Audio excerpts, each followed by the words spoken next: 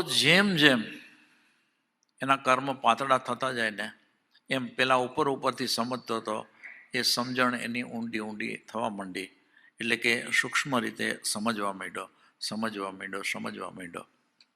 આ બધાનું કારણ એ કે એના જે કર્મો છે ને એ પાતળા પડવા માંડ્યા.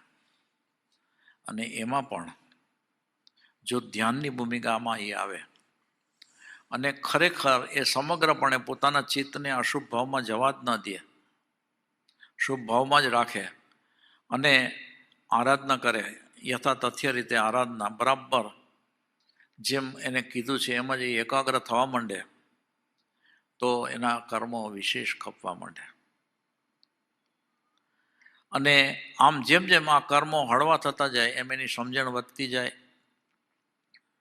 પ્રગતિ કરતો જાય. એટલે કે એની અંદર આંતરિક શક્તિ વધતી જ જાય.